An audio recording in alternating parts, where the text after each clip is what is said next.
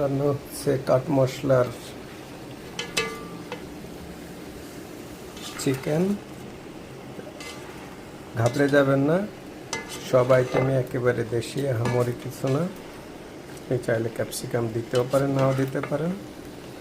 প্রথমে মাংস পরিষ্কার করে দুটা তেজপাতা, কয়েক টুকরা দারচিনি, আদার পেস্ট, আপনি চাইলে আস্ত আদাও ব্যবহার করতে পারেন। পেঁয়াজ টুকরো এবং ক্যাপসিকাম টুকরো বড় করে নিয়েছি। আর দুটো শুকনো মরিচ দিয়েছি, কতগুলো আস্ত মরিচও দিয়ে দিলাম, কাঁচা মরিচ মানে গ্রিন চিলি। এগুলো হতে থাকবে, আমরা কোনো পানি যুক্ত করব না। আর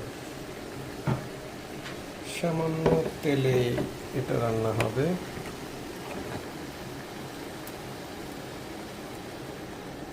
ব্যাস এটুকুই, সামান্য তেল।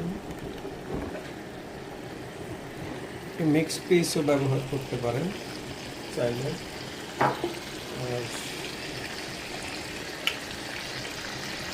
কিছু আস্ত জিরাও, আমি যে কোনো তরকারিতে জিরা ব্যবহার করি, জিরার আলাদা একটা গুণাগুণ আছে, ভালো খেতে থাকবে। দেখুন আস্তে আস্তে সুন্দর একটা ফ্লেভার আসছে। এখনও হলুদ বা অন্যান্য মশলা যুক্ত করিনি, গুঁড়া মশলা শেষের দিকে যোগ করব। পানি গলে গেছে, মাংসটা সুন্দরভাবে এই পানির ভিতরে কষে যাবে। একটু নেড়ে চেড়ে দিব।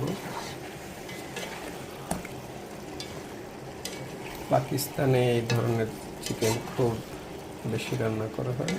যেমনটা আগে বলেছিলাম, আপনি আস্ত আদাও দিয়ে করতে পারেন এটা। পেঁয়াজের টুকরো বড় হবে, ক্যাপসিকাম, আস্ত জিরা, দুটো শুকনো মরিচ পরিমাণের উপরে। আমার এখানে 1 কেজির মতো ড্রামস্টিক বা রান আছে মুরগির। আপনারা চাইলে মিক্সড পিসগুলো রান্না করতে পারেন, যে কোনো ধরনের টুকরো। তো আমরা অপেক্ষা করি।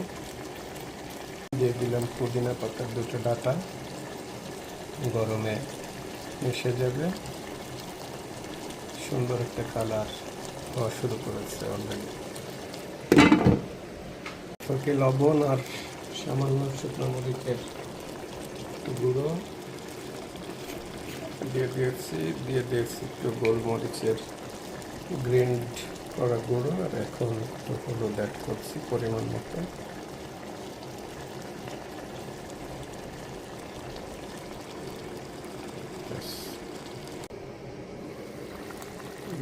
দেখো কি সুন্দর কালার হয়েছে।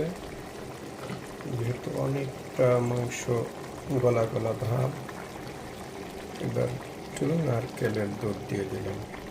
আবারও বলছি, চাইলে দুধ নাও দিতে পারেন, টক দই দিতে পারেন, এমনি দুধও দিতে পারেন, না চাইলে না দিতে পারেন, টোটালি দরকারও নেই।